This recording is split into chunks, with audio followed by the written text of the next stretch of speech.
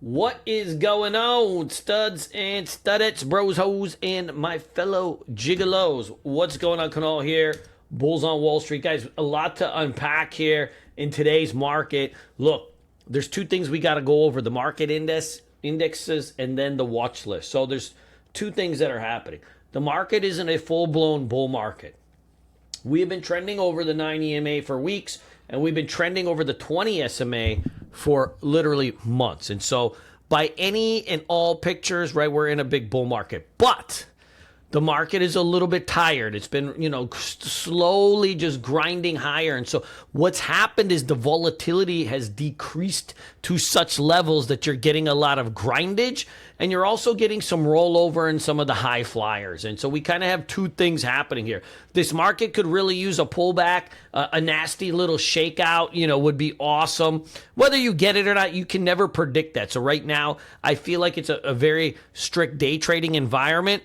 And on my swing trades, I think it's just raising your stop losses, but not really initiating too many new positions on the swing side until we get a little bit of a pullback. Part of the reasons we're just at the upper Bollinger Band and we're overbought. We're almost at 90 in the stochastic. So, if we get like a big gap up one of these days, that probably the market will sell off on an exhaustion gap. A couple things to be mindful of, even though the market was up 0.5% today, if you look at the intraday action, right? So if you look at the intraday action on it, we kind of just faded off most of the day, right? But it wasn't like a huge fade off. So like in the pre-market, we're up here, right, on the EU deal, and then we were just kind of grinding down pretty much to the close. And now you can see the markets, right, just ripping it back. And so that's a tough one. If you're a long bull, right, and you're holding positions, the market is green, but everything is going down because of the gap up, right? And so you saw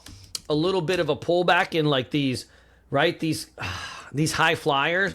If you look at like something like an IONQ, right? Like, things that should be maybe breaking out, they just are not, right? Like something like this QBTX, like QBTS, right? Like it looks like it's going to break out and it doesn't, right? Like you see Circle, right? Like after that huge run, right, just bleeding off every day. A coin looked like maybe, with the Bitcoin run and Ethereum really gapping up today, it looked like maybe there would be some Ethereum plays that were going. And you can see here they just bled off. A coin was an all-day long trender to the downside, literally just like, right, not even really any bounce on it.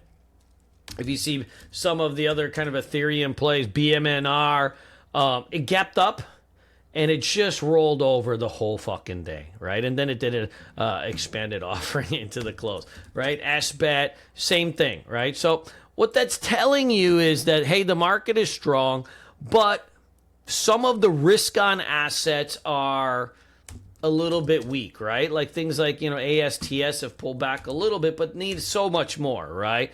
Like RKLB. I thought this, might have been a long today. I had it on my watch list for long, and then nothing happened. It didn't trigger anything. So you want to be a little bit careful, right? Even like something like a core weave, right, which was a huge high flyer, right, has been bleeding off. And so that's telling you something that, look, I think that a lot of the market is getting held up because, right, NVIDIA's flying, right, and the semiconductors are also looking good. And so that's kind of keeping some of the market up, but the rest of the stuff is a little bit weak. Now, the trading action has been great, right? I'm talking more of just kind of big picture ideas. There's still good trades, but we're not in that kind of peak mania that we were at maybe about a week ago or 10 days ago. So just something to be mindful of as you go through. So what do you do when, things look a little bit tired? Well, you go into shorter time frames, you become more scalp oriented, and the main thing is to trade things that have news out, right? I want to look for stocks that have fresh catalysts out. I think that's a huge thing, right? So for us personally, I'll run in the pre-market, right, a little bit of a gapper scan, and we'll go through and see what stocks have news out. You'll see all these kind of names, right?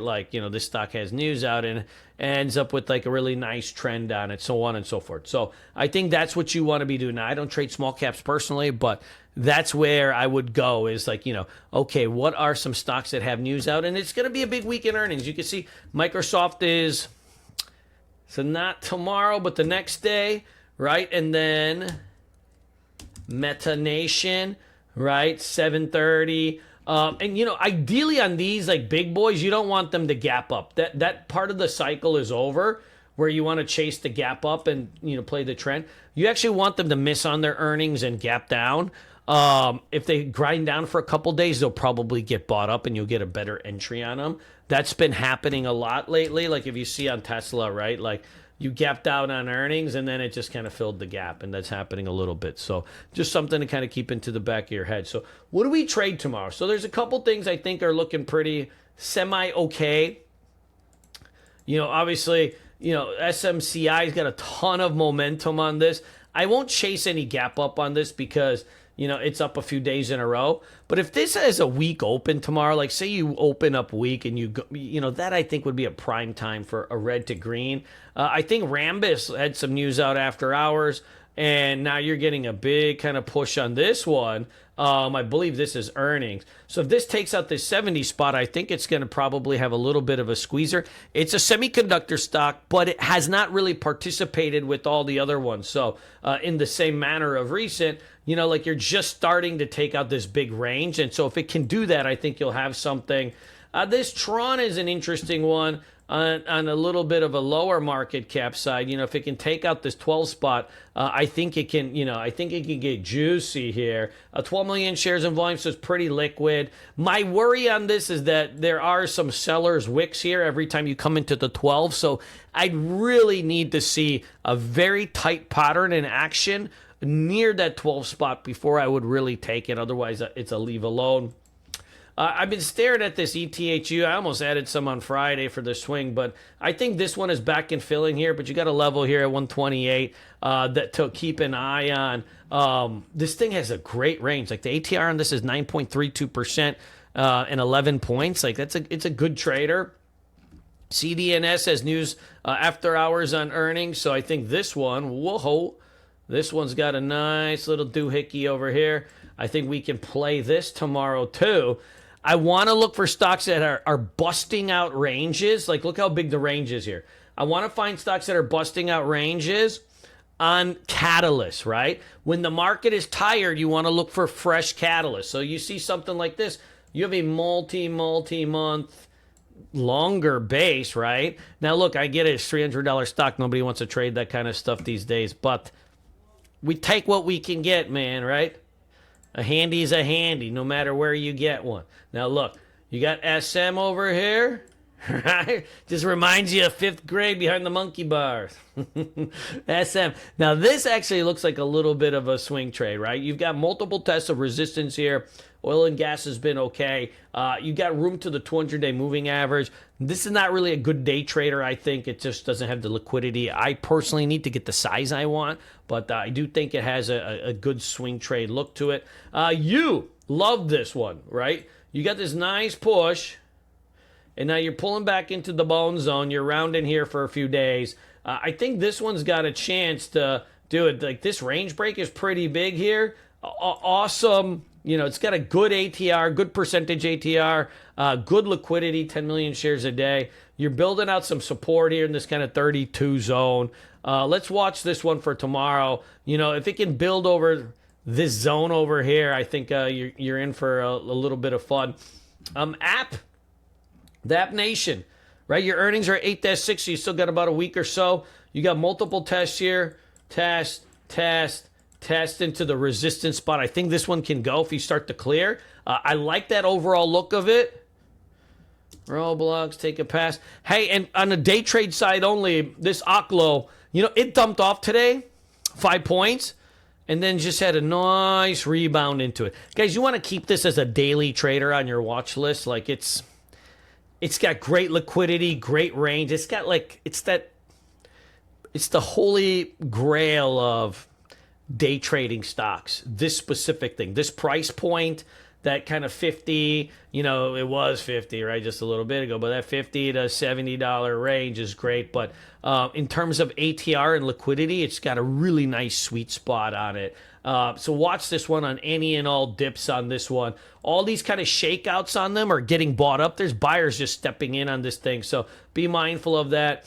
And, you know, I had this RKLB on watch for a flag pattern yesterday, and it just dumped off. What I want to do is see if this kind of undercuts tomorrow. One of the setups that has been working really well in this market is like, you know, you'll have this high flyer, and then you'll think it's flagging, and it'll sell off, and then it'll kind of rip back. That setup has been working a lot. Now people are getting hip to it, so there'll probably be a little bit of an adjustment to it. But let's watch this one. Ideally, I think for something like this, like let it break back under the 20, and then boom, you push through. That's going to trigger a swing trade and get this thing back into this. This kind of undercut to breakout has been working a lot. Anytime you think something like, you know, this happened a lot in the market where you get a couple nasty days, and you think like, fuck, this stock is done, right? Like it failed off at resistance, you know, down 10%, down 15%. You're like, it's done. And then it just, boom, the dip buyers come in and they break it back out. And that's been happening a lot. So keep an eye on all these nuclear stocks. You know, I doubt any of them even have revenues, which makes them so fun, right? But like, you know, SMR, very similar, kind of not as rowdy, but has a higher actually ATR. It just doesn't feel as rowdy when you trade it. So, look, two things in conclusion. There ain't that much hot stuff going on, right? Like that watch list, I would give that a B-, right? I give that a B-. But out of it, something will turn up. You know, like you had a nice rebound on NBIS today. Maybe something like this breaks out tomorrow. Watch the gaps tomorrow. Watch the catalyst, watch the news, see like what's starting to cook and book. And what we'll do is, you know, from there, like, dude, we'll be ready to shred. So, guys, let me know if you have any questions. I love you guys. Peace.